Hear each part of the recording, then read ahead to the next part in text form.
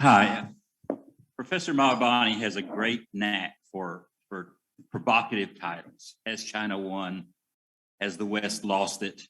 And I'm not sure the title, The Asian 21st Century, was seen as highly provocative, but it is. It will be, I guarantee you that in Washington, it will be viewed as a highly provocative idea. And I think we're entering a very dangerous period where we're seeing a transition away from Western dominance. Essentially, you had the British Empire, which saw its job as managing the world from 1815 to the 1940s. And then after 1945, you saw the United States has seen its job as managing the world. Its right and its position as managing the world. I don't see vested interests in the United States giving up that position easily.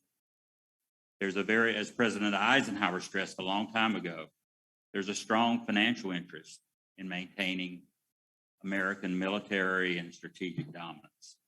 And it's even stronger today, especially since the war on terror started in 2001 with the Patriot Act. It gave the government a lot more power, and it created a lot more opportunities for people to make money off of it, bluntly. So I don't see this as being an easy transition. In addition to the financial interest, there's an ideological dominance that is a view that has continued for the last 50 years or so. That of Hillary Clinton wrote a paper called America, the Indispensable Nation. That shows the position of a lot of strategists in the United States. And the idea that it's going to be an easy transition toward the United States no longer having dominance around the world is wrong. It's not going to be easy. I think it's made worse. This situation, the next decade, is made worse by the fact that we're looking at a very troubled time in the United States itself. The economics are probably the worst I've seen in my lifetime. We're facing high inflation, probably higher inflation we've had, in my view, for the last 25 years, we've had very irresponsible monetary and fiscal policy, which is likely leading to another financial crisis, maybe worse than 2008, who knows? But this is a possibility.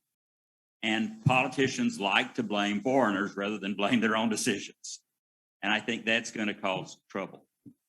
Economists sort of fundamentally grow up in school with a positive sum view of the world. You know, if you get richer, well, that helps me get richer, and we mutually benefit. That is not the view of typical strategists.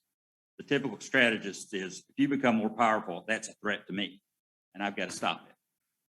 And the military, industrial, intelligence strategists are very much in control of the government in Washington. And that's not going to change, I don't think.